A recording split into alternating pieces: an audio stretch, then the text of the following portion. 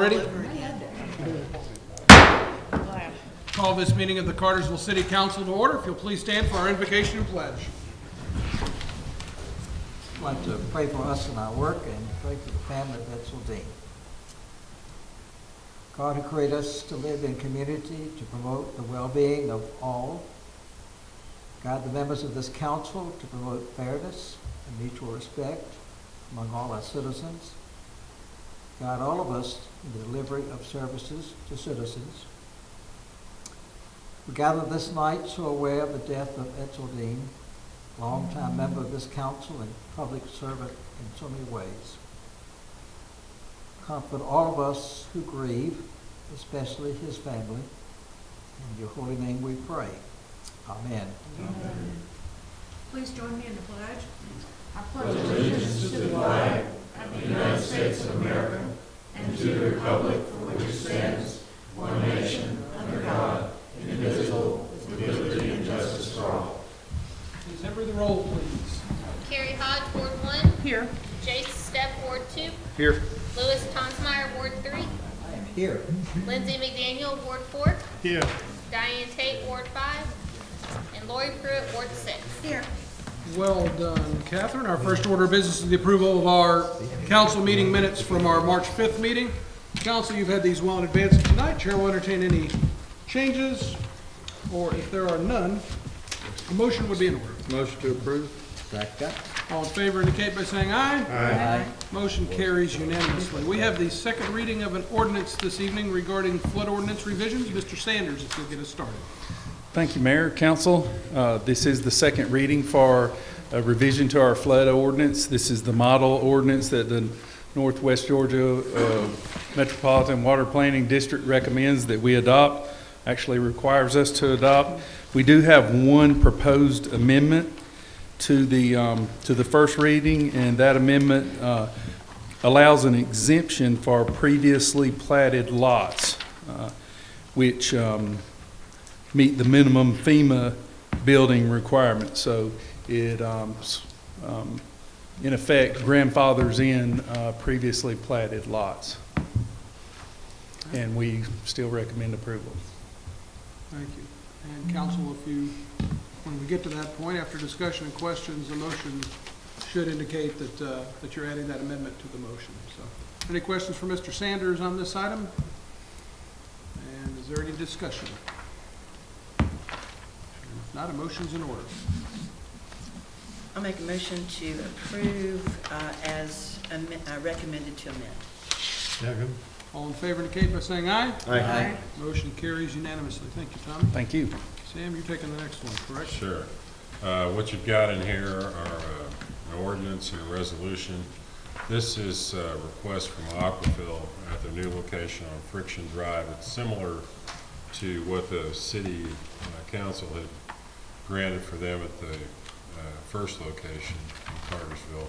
They're asking that adjacent roads be named after a couple of their products.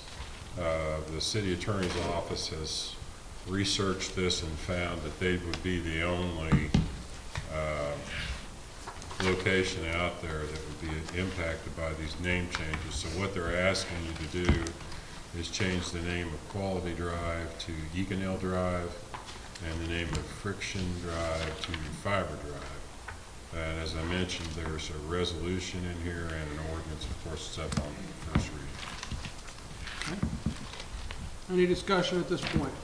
This is the first reading. And we'll take it up for final consideration on April 2nd at our morning meeting.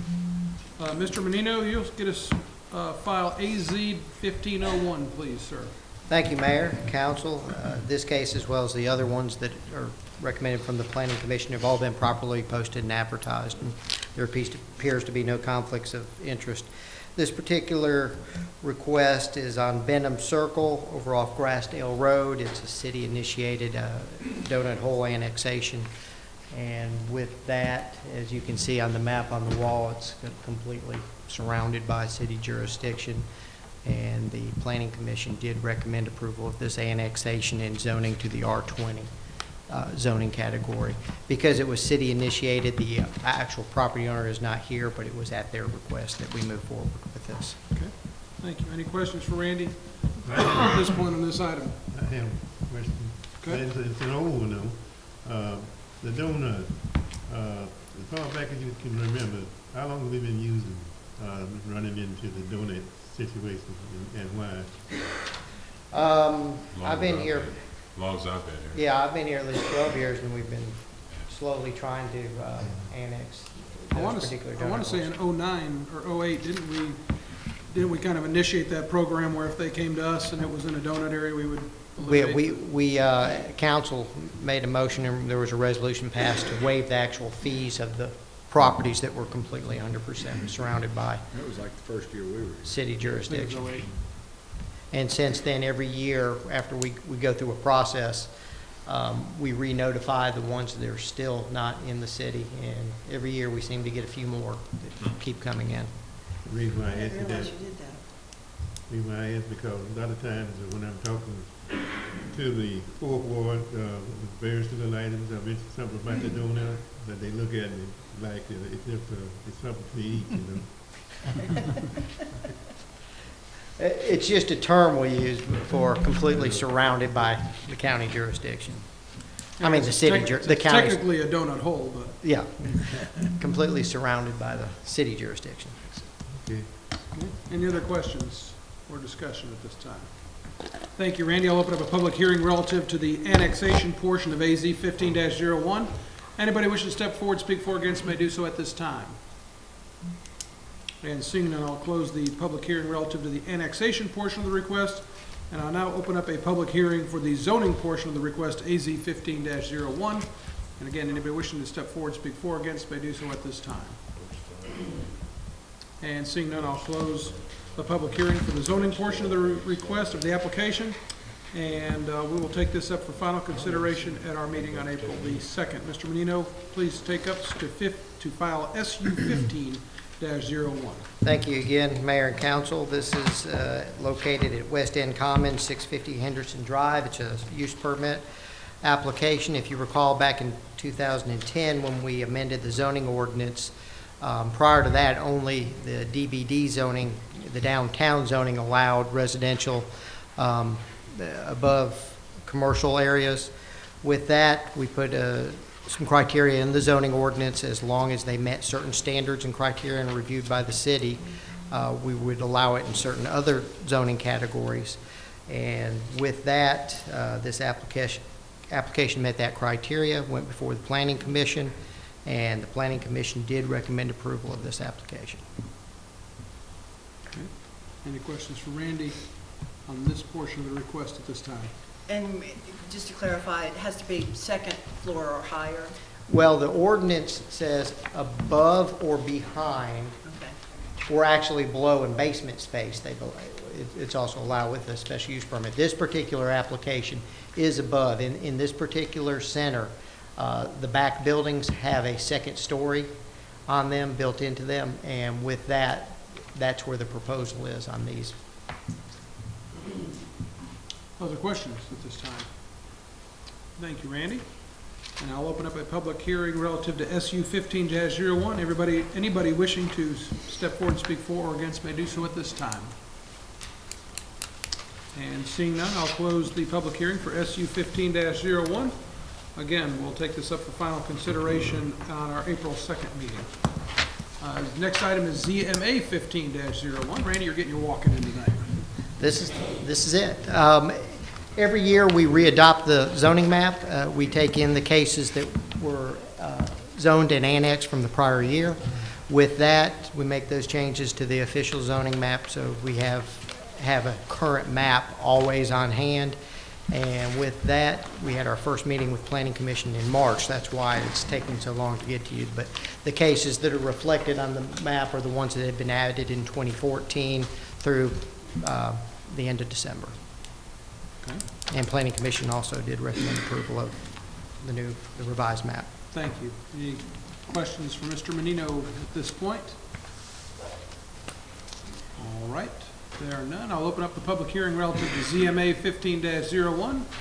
And again, anybody wishing to step forward and speak for or against may do so at this time. And seeing none, I will close the public hearing for ZMA 15-01. Council will take this up for final consideration at our April 2nd meeting. We have appointments to be made to the Etowah Area Consolidated Housing Authority. Sam? Yes, Mr. Mayor, the Etowah Area Consolidated Housing Authority recommends reappointment of Greg Frisbee and Eloise Jackson through terms until April 1st of 2020. That's recommended for your approval. Questions, comments, or motions? Motion to approve. Second. All in favor indicate by saying aye. Aye. Motion carries unanimously. Mr. Anderson, you have the next item, please. Yes, sir, Mayor and Council. This is a resolution that allows the juvenile court to adopt Northtown Park as a as their project for community service. In doing this, I spoke with Mr. Lovell and stated that if Judge Tilley appointed the city as a juvenile court service provider, then they would be covered insurance-wise, and I recommend approval of this resolution. Okay, questions for Greg on this item? And if not, a motion's in order. Motion to approve. Second. All in favor indicate by saying aye. Aye. Motion carries unanimously. Thank you, Greg. Mr. Hasselbrock, you're up next, please, sir. Thank you, Mayor and Council. Electric Cities of Georgia is seeking to amend the intergovernmental participant contract that they have with the cities in the state of Georgia. And they're making this request where they can restructure and reallocate services within ECG and to modify the methodology in which they spread the cost. And we have looked at this, and we will not see a significant change. That it does not impact us in any way. So we looked at both budget years before and after the changes, and it's very negligible. And the city attorney's office, Keith Lovell, has looked at it and finds no exceptions with it. So we're asking that the council authorize the mayor to sign the resolution accepting this amendment and the contract to sign the contract to authorize the changes in this contract. Okay. Any discussion? And if not, a motion. Motion to approve. Second. All in favor indicate by saying aye. Aye. Motion carries unanimously. Ms. Courier, you have the next item, please.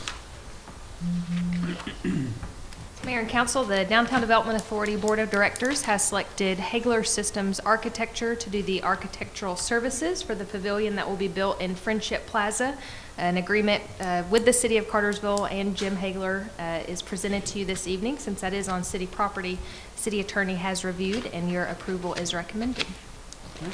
Any discussion? And if not, a motion. Make a Motion to approve. Second.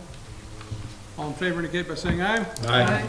Motion carries unanimously. Thank you, Tara. Mr. Porter, you're next.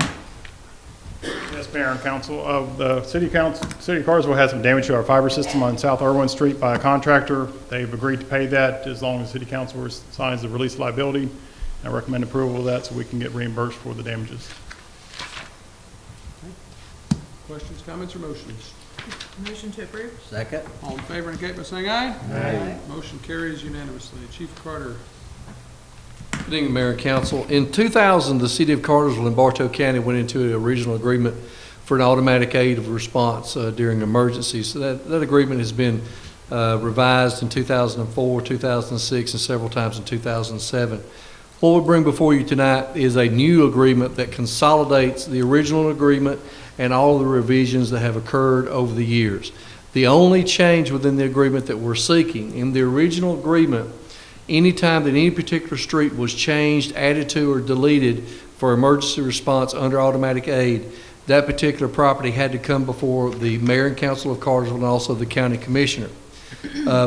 What we're asking to do within this automatic aid agreement is we're going to make the official CAD system the official GIS system for the city of Cartersville and Bartow County as the record for the streets. And then this will enable us to upload the GIS system directly into the new CAD that's coming in to Bartow County. And that also increase our efficiency and cut down on the confusion as far as responses. What we're doing with this is we are now requiring the 2 fire chiefs to meet on an annual basis, a minimum of an annual basis, review all the streets within the automatic aid agreement, make sure that they're still accurate and efficient and meet the needs of both the city and the county. And then the 2 fire chiefs will then have to sign off on this on an annual basis. This is the only thing in this agreement that would not normally come before the mayor and council. One of the problems that we have is such as you saw with the annexation this evening.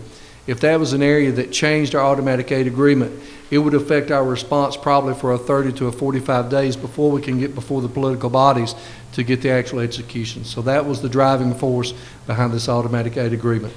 This agreement has been reviewed by both city and county legal. It was approved by county commissioner on, I believe, on the 11th, and we respectfully request your approval. And I'll be glad to answer any questions. Any questions? Thank you, Chief. If there's no other discussion, the motion's in order. Make a motion to approve. Second. All in favor indicate by saying aye. Aye. Motion carries unanimously. Mr. Reinhardt. Honorable Mayor and Council, I have bringing you an amendment to the internal government agreement for the collection of ad valorem taxes with the Bartow County. Under the current agreement, Bartow County is paid $2 per parcel and the tax commissioner is paid $2 per parcel billed. Under the amendment, the proposed amendment basically states that the city will pay the Bartow County the full $4 per parcel billed, and they in turn will pay the tax commissioner his or her $2 parcel per bill. The amendment will begin with the 2015 tax billing and continue until it's the amendment is, as long as the amendment is enforced. The tax commissioner has approved the amendment, and the city attorney has also reviewed it and has no issues with it. I recommend that your approval on the amendment to the intergovernmental agreement for the collection of ad valorem taxes with Bartow County. Okay. Questions for Tom on this? I got a little lost on that. Previously, you said that you had the county paying. County get 2, the collector get 2. Okay. Now they're just going to put them both together, give them the county, and the county pay the collector. It'll still be 4. Yeah. Yes, total of 4. It all goes to the county. All those county. Yes. Okay, that's better. Yeah. Got to write 1 check instead of 2. That is correct. Okay. Any other discussion? If not, a motion. Motion for approval. Second. All in favor indicate by saying aye. Aye. Motion carries unanimously. Chief Culpepper, you have the next 2, please, sir. Mayor, members of council, the police department is in need of replacing in-car computers. As you may or may not know, we've used computers for quite some time. The current models, the Datalux computers that we have most of them are at least 12 years old. Some are a little bit older than that. IT has advised us that those computers can no longer be upgraded either through software or hardware, so we can't proceed further if we need to add new software to it. And the Windows XP that is used as operating system is no longer supported by Microsoft, so we can't change that. It won't accept the newer version of that. So we are asking, we've done some research, IT has, and I take his word for it. We've done some research on a computer that will best suit us. It's a ruggedized tablet that we will purchase through CDW Government, which is, we purchased that through the IT department here. And that's for $127,330, and that will completely outfit the fleet of patrol cars. And that purchase is made through asset forfeiture of available funds. Any questions for the chief on this item? If not, a motion. Motion to approve. 2 motions. I'll do a second. Thank you. All in favor indicate by saying aye. Aye. Motion carries unanimously. Thank you. Continue on, Chief. Yes, as you're well aware that current events across the country have prompted a serious look, more so than ever, at body cameras for law enforcement. I've looked at a number of brands and a number of makes and models out there. One of our key concerns was to find a system that would work with our current back office support, so that we didn't have to buy an entire new back office system. We have found a system through Digital Ally, who we already use as a vendor for some of our in-car cameras, and they provide a model that will work with our software that already operates that, so that's one less expense that we have to incur. This expense will cost us $53,090, and it is also purchased with asset forfeiture funds. Okay. Any discussion? Motion to approve. He's asking the hold mayor, on, I think asking for total cost not to exceed 55, because I think he had some videos. Correct, yes, sir, yes, sir. So we intend to buy some hard drives to go along with that. TJ LaFew has stated that this would be a good time to go ahead and buy those to allow for expansion of storage, because we do store a lot of video data. Where exactly are the body cameras located?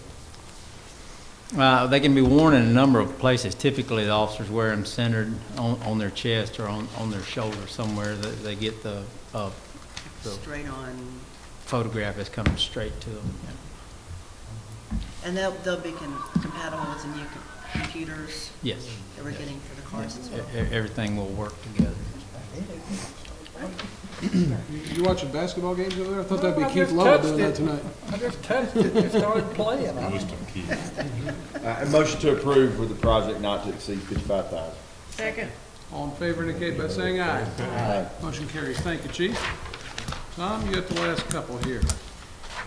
Honorable Mayor and Council, the city is in receipt of an invoice from WRS, or Weeks Retirement Solutions, in the amount of $8,800 for work performed on the annual GASB 45, which is the OPEB valuation. This is an annual done on an annual basis, and is basically used in the audit.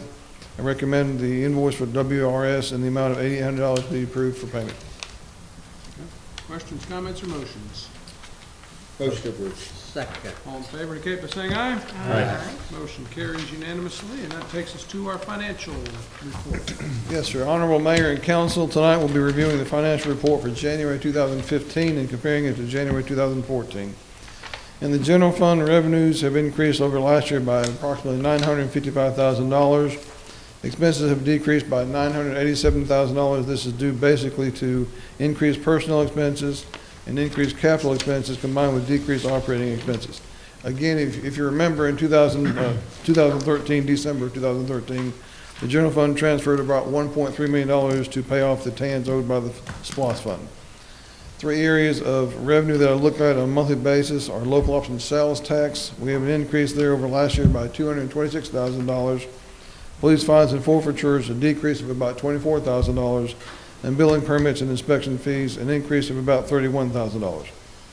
In the water and sewer fund, the revenues increased over last year by $999,000. Expenses decreased by $1.2 million.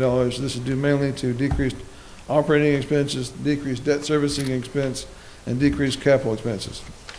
In the gas fund, revenues have increased over last year by $363,000.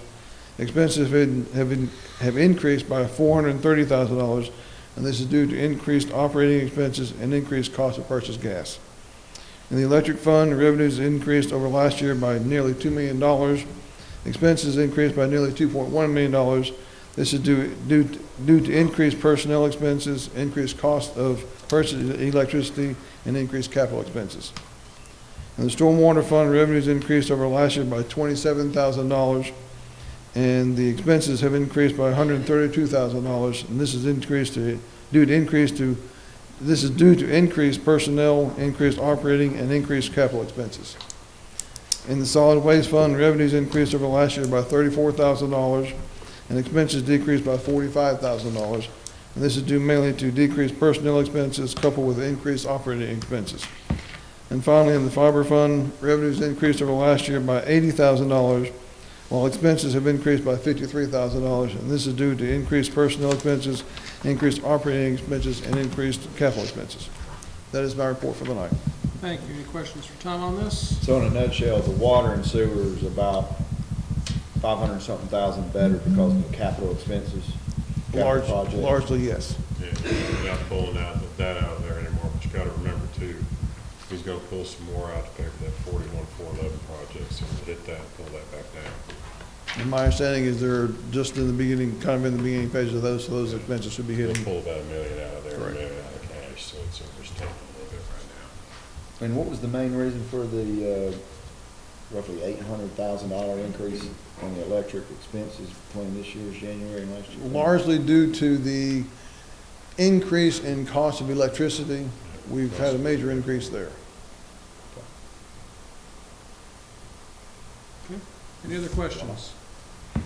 You got anything to add to that? No, sir. Thank you. Thank you. Thank you. Chief Carter, will you just give council a brief update on your ISO meeting today? And you gave us the good news earlier, and you got a little more clarification on it this time. If you just kind of share that with council. We did, and we actually saw it in writing, so they can't take it back. And we are a Class 1 fire department.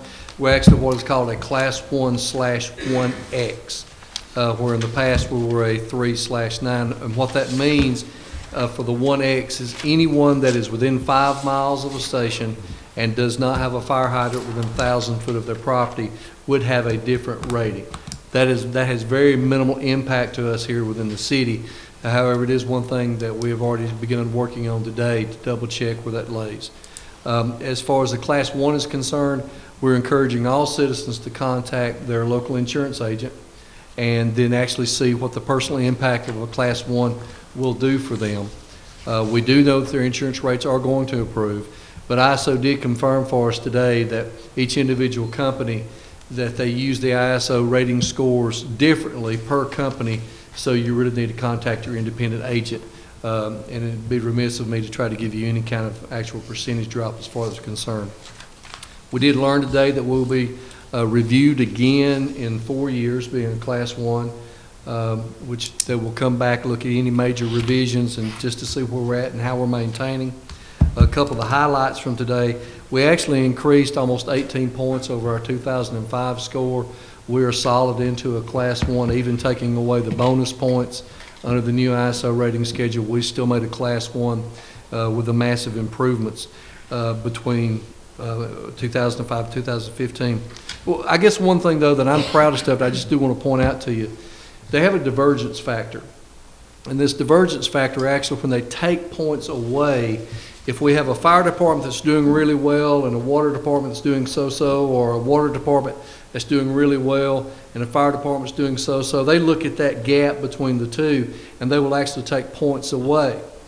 We actually, we only had 1.2 in diversion this time, which was almost 3 points improvement from 2005. And what that's told us is that we've actually gone with a good, comprehensive plan at bringing both the water and the fire up simultaneously. So the comments were really good today from the ISO representative. We felt still kind of a little bit shock and awe as it gets into it, but we're ready to move on and maintain. And I'll be glad to answer any questions I can. Is a 4-year review? For us, yeah, they will be reviewing us in 4 years. So we expect in 2019. But also now, we currently, any major or significant changes that we have at any particular time, we automatically submit those to them digitally now ahead of time. Chief, our rating is at the max. Our rating right now is at the max. No, sir. We actually left a few points on the table. I'm still looking for them. It's only 95 out of 100, Yeah, right? yeah. We actually pulled 95.86. I'd just like to say thank y'all so much for your support and what you've done to enable Bob Jones and myself, along with all our staffs, to be able to pull this together, and we really appreciate it. Thank you. Thank you. Good job. Great job by all. That's amazing. Anything else that needs to come before council this evening?